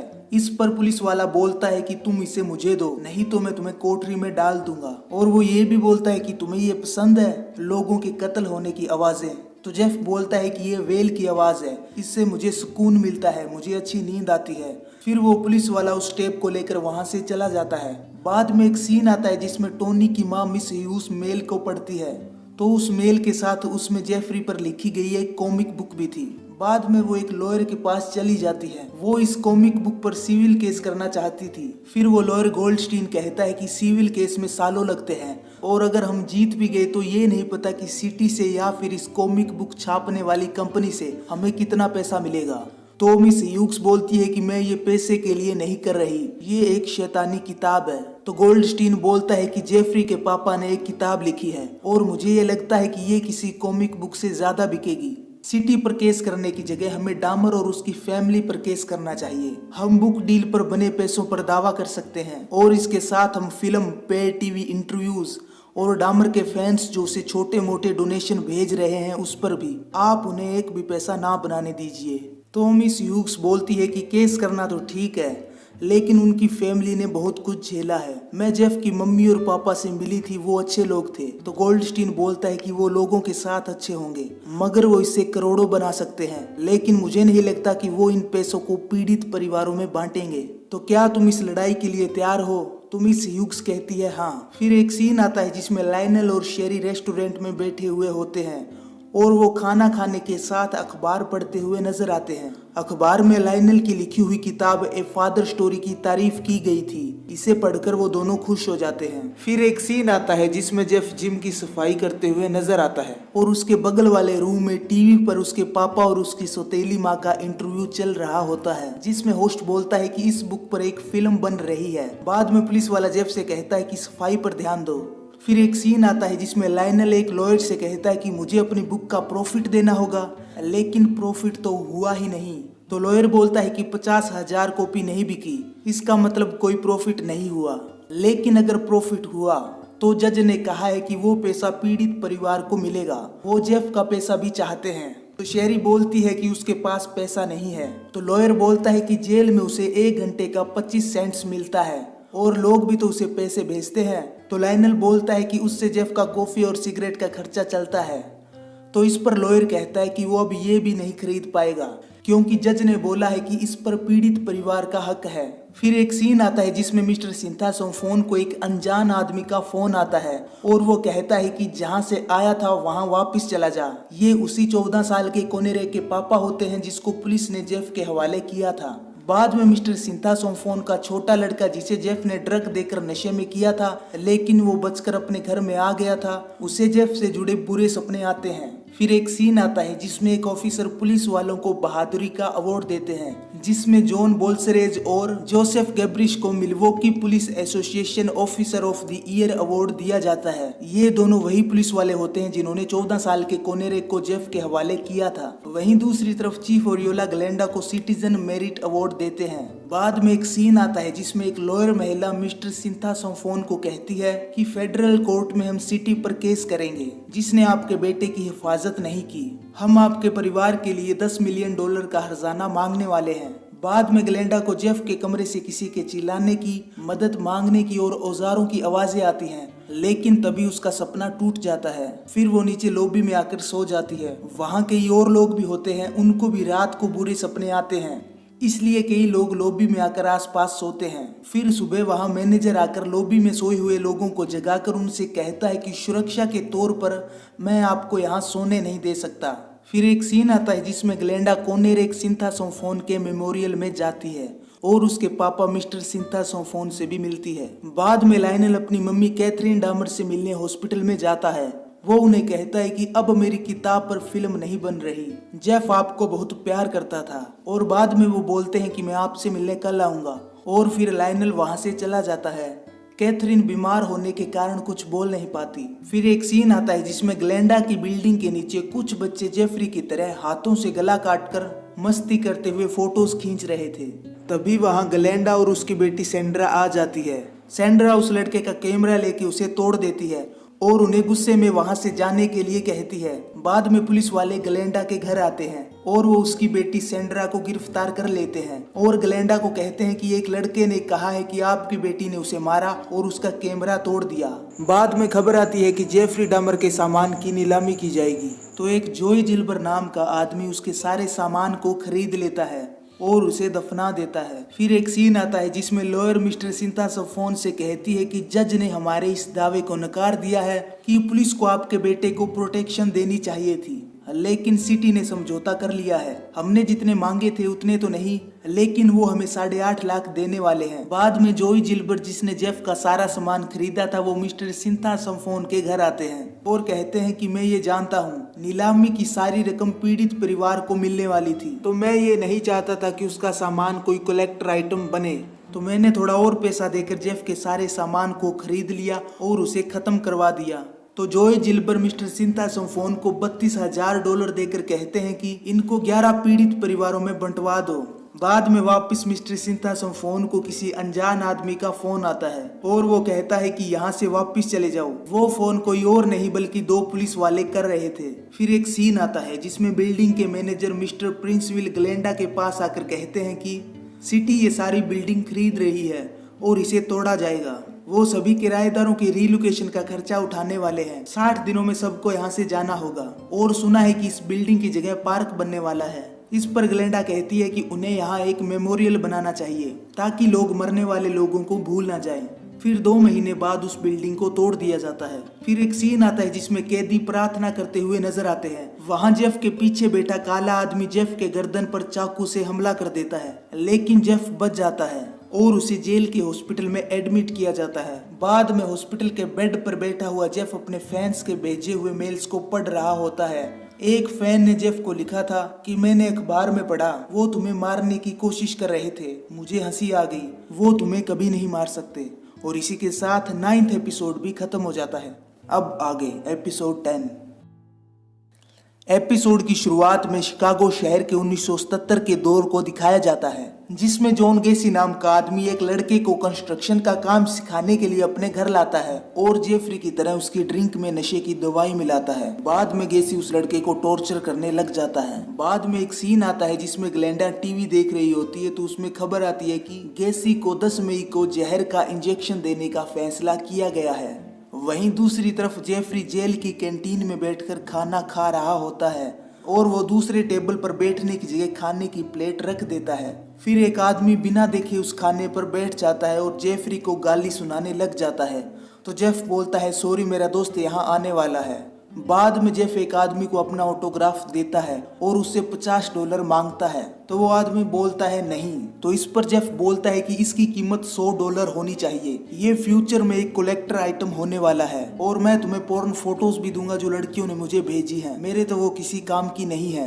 बाद में जेफ वापस कैंटीन में बैठने वाली जगह पर खाना रख देता है, तो एक स्कारवर नाम का आदमी आकर उसे बोलता है कि मैं तुम्हारी बदतमीजी से तंग आ गया हूँ, तेरे बकवास जोक्स, और तू कोई सेलिब्रिटी नहीं है जो अपने ऑटोग्राफ बेच रहा है।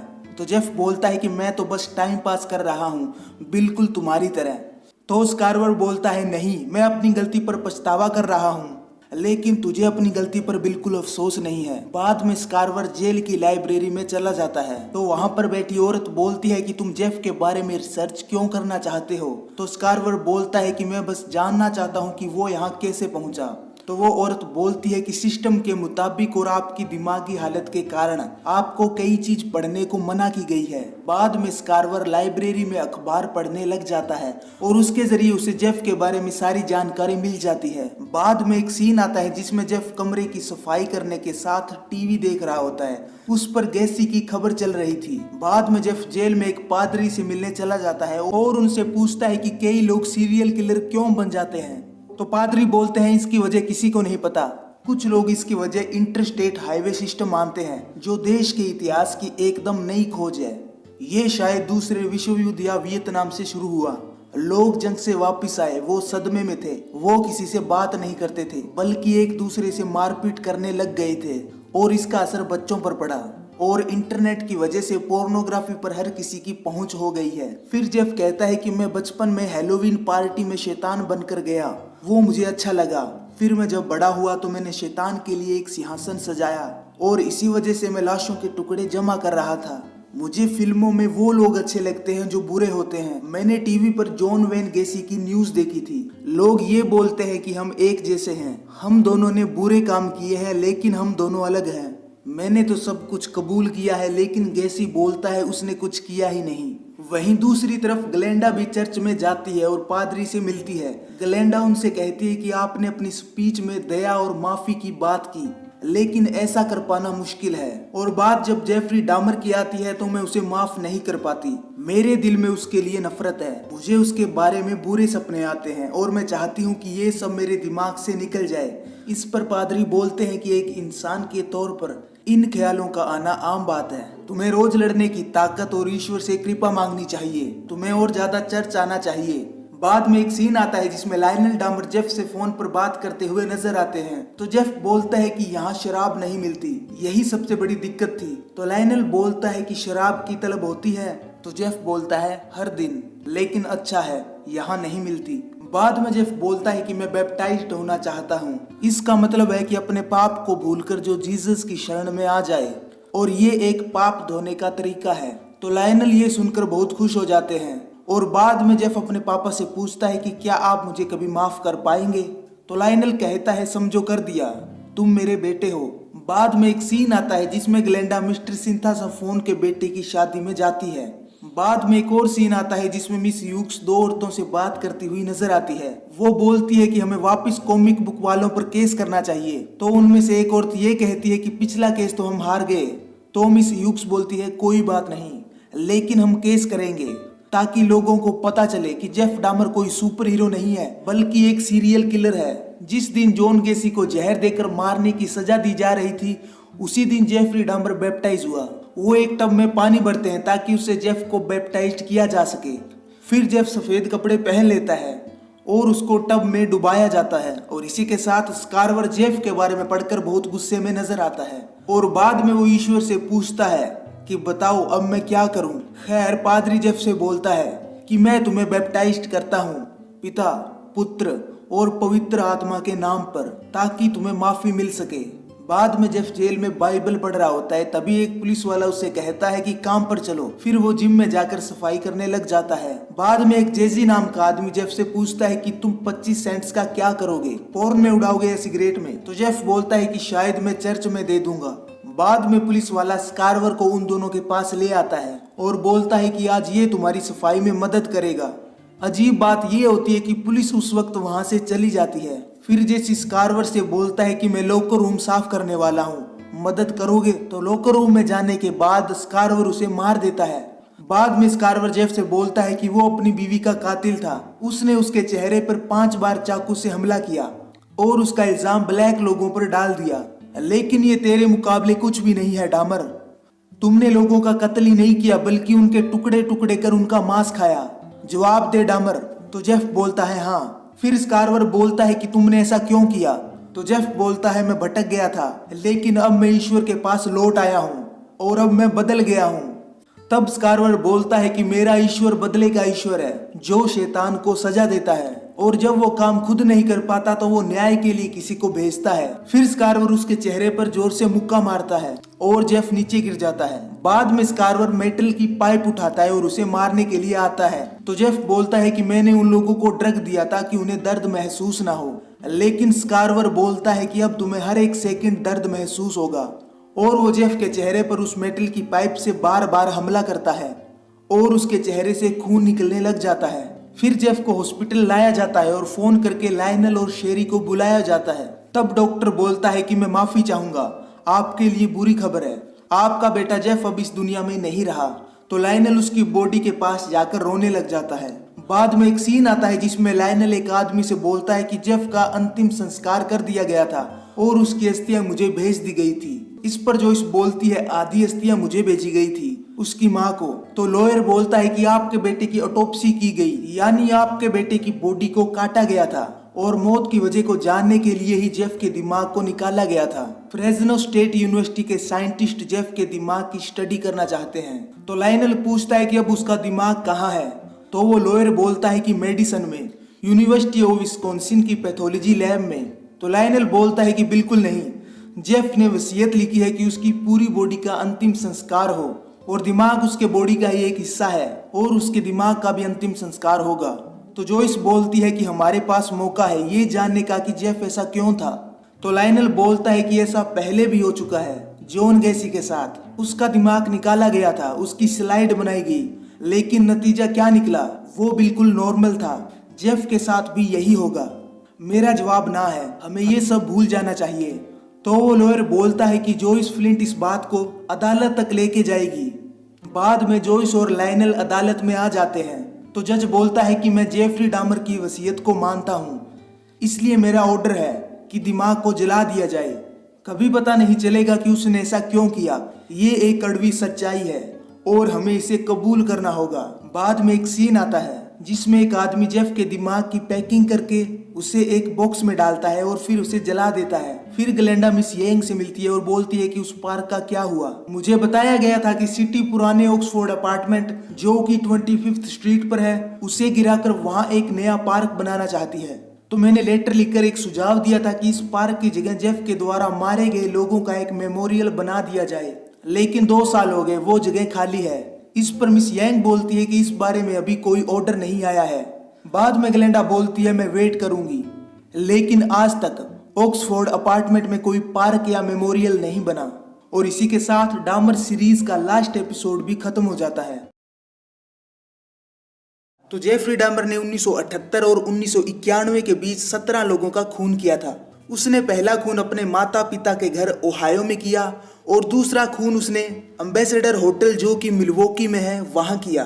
3 लोगों का खून उसने अपनी दादी के घर किया जो कि वेस्ट एलिस में है और 12 लोगों का खून उसने 25th street of Oxford apartment में किया। इनमें से ज्यादातर ब्लैक लोग थे। जेफ ने अपने ज्यादातर शिकार को नशा देकर और बाद में उनका गला दबाकर उनको मारा था। जेफरी डामर उन लोगों को कंट्रोल करना चाहता था और अपने पास रखना चाहता था, इसलिए उसने उनको मारा था। तभी उसने मरे हुए लोगों के स्केलेटन और उनकी खोपड़ियां अपने पास रखी थी, लेकिन उसने गुस्से की वजह से या हेट की वजह से किसी को नहीं मारा। जेफरी डामर ने कई मरे हुए लोगों के बॉडी पार्ट्स को खाया भी था। तो अब बात करते हैं जेफरी डामर के पहले शिकार की। 1978 में जेफरी डामर ने 18 साल के स्टीवन मार्क हिक्स का खून किया था। तो स्टीवन हिक्स चिपवेका लेक पार्क में एक रॉक कॉन्सर्ट के लिए जा रहा था। तभी उसने जेफरी डामर से लिफ्ट मांगी। स्टीवन ने बस शॉर्ट्स ही पहने थे। डामर को वो लड़का अच्छा लगा तो वो उसे अपने घर ले गया और वहां उसने डंबल की सहायता से हिक्स का खून कर दिया और उसकी हड्डियों के टुकड़े करके अपने घर के पीछे अलग अलग जगह दफना दिए। ये वो टाइम था जब जेफरी घर पर अकेला था।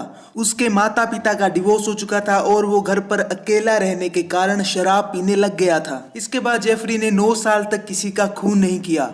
जेफरी ने इंटरव्यू में बोला कि उसे उस वक्त मौका नहीं मिला। इन सालों में जेफरी कॉलेज भी गया। वहां उसका जीपीए 4 में से 0.45 था, तो उसे कॉलेज से भी निकाल दिया गया। फिर उसे आर्मी में भेज दिया गया, लेकिन शराब पीने के कारण उसे वहां से भी निकाल दिया गया। लेकिन जब वो मिल्वॉकी गया तो उसने पॉर्न मैगजीन्स पढ़ना शुरू कर दिया और वो गे बार भी जाने लगा। तब वो एक आदमी को अपने साथ होटल में ले गया था। वो था स्टीवन वाल्टर टॉमी, जेफ का दूसरा शिकार, जो कि 25 साल का था। 1987 में जेफ ने स्टीवन टॉमी को मिल्वॉकी के एम्बेसडर होटल में मारा था। जेफरी का ये कहना था कि टॉमी की हत्या के बारे में उसे कुछ याद नहीं। फिर भी जेफरी ने कहा कि उसने नशे में पीट पीट कर टॉमी को मार डाला होगा। जेफरी उसकी बॉडी को दादी के घर के बेसमेंट में ले गया और फिर उसकी बॉडी को काटा और बाकी बचे शरीर के टुकड़ों को प्लास्टिक बैग में डालकर कचरे में फेंक दिया। और इसके बाद जेफरी खून करता ही गया जब तक पुलिस वालों ने उसे पकड़ नहीं लिया। सन 1988 में जेफरी ने 2 खून किए।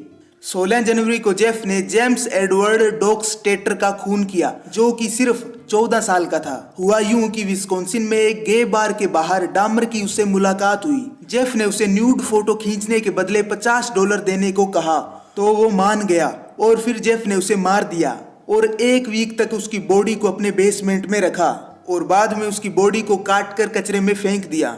24 मार्च को जेफरी ने 22 साल के रिचर्ड ग्यूरेरो का खून किया। जेफ ने बेसमेंट में उसकी बॉडी को काटा, मांस को एसिड में डिसोल्व किया और उसकी हड्डियों को कूड़ेदान में फेंक दिया। लेकिन जेफरी ने उसकी खोपड़ी को कई महीनों तक अपने पास रखा। 25 मार्च 1989 को जेफरी ने 24 साल के एंथनी ली सीयर्स का खून किया। एंथनी लास्ट विक्टिम था जिसको जेफरी ने दादी के घर पर ड्रग दिया और उसका गला घोटकर उसे मार दिया। और ये डामर का पहला ऐसा शिकार था जिसके बॉडी पार्ट्स को जेफ ने अपने पास रखा काफी लंबे समय तक। 1991 में जेफ की गिरफ्तारी के बाद एंथनी की खोपड़ी और उसके गुप्त अंग जेफरी के अपार्टमेंट में मिले। साल 1990 में जेफरी ने 4 लोगों को मारा था। 20 मई को जेफरी ने 32 साल के रेमंड लेमोंट स्मिथ या रिकी बिक्स का खून किया था। रिकी वो पहला शिकार था जिसको जेफरी ने 25th स्ट्रीट ऑक्सफोर्ड अपार्टमेंट में मारा था। रिकी एक सेक्स वर्कर था। जेफरी ने उसके ड्रिंक में नींद की गोलियां मिलाई, फिर किचन में ले जाकर जेफरी ने उसका गला दबाकर उसको मार डाला।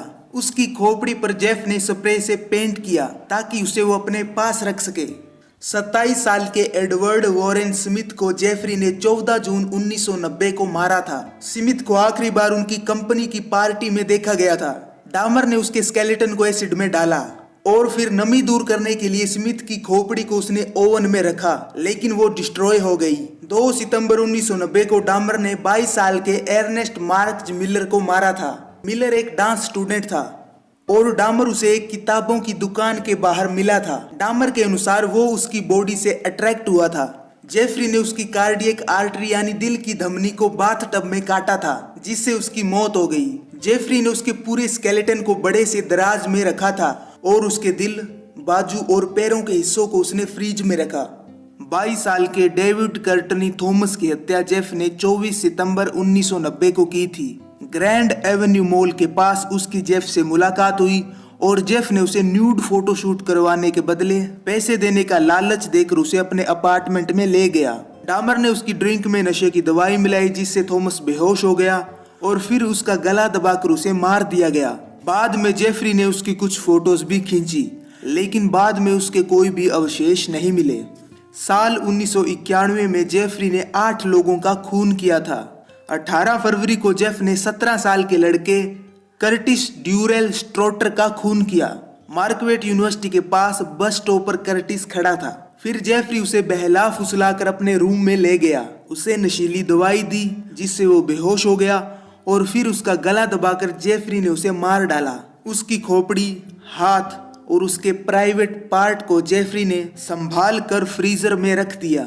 19 साल के एरोल का खून जेफरी ने 7 अप्रैल को किया था। ये पहला शिकार था जिस पर जेफरी ने एक्सपेरिमेंट किया था। जेफरी ने उसकी खोपड़ी में ड्रिल मशीन की सहायता से छेद किया और उसके दिमाग में हाइड्रोक्लोरिक एसिड इंजेक्ट किया। डामर के अनुसार एक्सपेरिमेंट के बाद एरोल जाग उठा। तब डामर ने उसे वापस नशे वाली ड्रिंक पिलाई और फिर जेफ ने गला दबाकर उसे मार डाला। डामर ने कई हफ्तों तक एरोल की स्किन को सही सलामत रखा और डामर की गिरफ्तारी के बाद एरोल की खोपड़ी मिली। टोनी एंथनी ह्यूज बहरा था तो जेफरी नोट्स पर लिखकर उसे बात किया करता था। 24 मई को जेफरी ने टोनी को न्यूड फोटोशूट के लिए अपने अपार्टमेंट में बुलाया और उसे मार दिया। टोनी की बॉडी के टुकड़े करने से पहले जेफरी ने 3 दिन तक उसे अपने बेडरूम के फर्श पर छोड़ दिया था। उसके अलग अलग टुकड़ों की जेफरी ने फोटोज भी खींची थी। उसने टोनी की खोपड़ी को अपने पास सही सलामत रखा। कोनेरेक सिंथासोफोन के छोटे भाई को जेफरी ने 1988 में असोल्ट किया था और उसके बाद 27 मई 1991 को जेफरी ने कोनेरेक को ड्रग दिया और उसके दिमाग में हाइड्रोक्लोरिक एसिड इंजेक्ट किया। और ये करने के बाद जेफरी बियर परचेज करने के लिए बाहर चला गया। जब वो वापस लौटा तो उसने देखा कि कोनेरेक बिना कपड़ों के सड़क पर खड़ा था। उसके साथ 3 औरतें थी जो उसकी सहायता कर रही थी। जब पुलिस वहां आई तो जेफरी ने उन्हें कहा कि वो मेरा बॉयफ्रेंड है और अभी इसने नशा किया हुआ है। तो पुलिस ने जेफरी की बात मान ली और कोनेरेक को उसके रूम में छोड़ दिया। बाद में जेफरी ने वापस उसके दिमाग में हाइड्रोक्लोरिक एसिड इंजेक्ट किया। मारने के बाद जेफरी ने उसकी लाश के टुकड़े किए और उसकी खोपड़ी को फ्रीजर में रख दिया। 30 जून को जेफरी ने 20 साल के मैट क्लीवलैंड टर्नर का खून किया। डामर ने शिकागो प्राइड परेड में हिस्सा लिया था। यहाँ LGBT के राइट्स को लेकर लोग सेलिब्रेशन करते हैं। वहां बस स्टैंड पर जेफ की मुलाकात क्लीवलैंड से हुई। जेफरी उसे फोटोशूट के लिए पोज देने का बोलकर अपने साथ मिल्वॉकी ले गया। क्लीवलैंड को रूम में ले जाने के बाद उसे नशा दिया, उसका गला दबाया और बाथटब में उसके टुकड़े कर दिए। उसके सिर और उसके इंटरनल ऑर्गन्स को जेफरी ने फ्रीज में रखा और बाद में उसे एसिड से भरे हुए 57 गैलन ड्रम में डाल दिया जो जेफरी ने 12 जुलाई को खरीदा था। 23 साल के जेरमियन बेंजामिन वेनबर्गर को जेफ ने 5 जुलाई को मारा था। डामर को बेंजामिन शिकागो के गे बार में मिला और वो जेफरी के साथ वीकेंड मनाने के लिए मिल्वॉकी जाने को तैयार हो गया। डामर ने बेंजामिन की खोपड़ी में ड्रिल करके छेद किया और गर्म पानी को उस कैविटी या छेद में डाल दिया। बाद में जेफरी ने बेंजामिन की मौत को असाधारण बताया क्योंकि वो उसका एकमात्र ऐसा शिकार था जो खुली आंखों से मरा था। जेफरी ने उसकी बॉडी को 1 हफ्ते तक बाथटब में रखा और फिर उसे काटकर 57 गैलन ड्रम में डाल दिया। 15 जुलाई को जेफरी ने 24 साल के ओलिवर जोसेफ लेसी की हत्या की। लेसी एक बॉडी बिल्डर था। डामर उसे फोटोशूट के लिए अपने अपार्टमेंट में ले आया। लेसी को ड्रग दिया गया। बाद में जेफ ने चमड़े के पट्टे से उसका गला दबाया जिससे उसकी मौत हो गई। लेसी के सिर और दिल को जेफरी ने फ्रीजर में रखा। उसके कंकाल को खोपड़ी और कंकालों के पास वाले टेम्पल के एक तरफ सजाने के लिए रख दिया। 19 जुलाई को जेफरी ने 25 साल के जोसेफ ऑर्थर ब्रैडहोफ्ट को मारा था। ये जेफरी का आखिरी शिकार था। ब्रैडहोफ्ट मिनेसोटा स्टेट में 3 बच्चों के पिता थे जो काम की तलाश में मिल्वॉकी आए थे। हत्या करने के 2 दिन बाद जेफरी ने उसकी बॉडी को बिस्तर पर ही छोड़ दिया था। उसके सिर को फ्रीजर में रखा गया और बाकी शरीर के हिस्सों को 57 गैलन ड्रम में डाल दिया। ब्रैडहोफ्ट ही जेफरी का आखिरी शिकार था जिसको उसने मारा था। तो ये थे वो 17 मासूम लोग जिनको जेफरी डामर ने मारा था। इसके बाद जब डामर ने ट्रेसी को मारने की कोशिश की तो वो उसके रूम से भाग गया और पुलिस वालों को अपने साथ ले आया। फिर पुलिस वालों ने जेफरी डामर को गिरफ्तार कर लिया।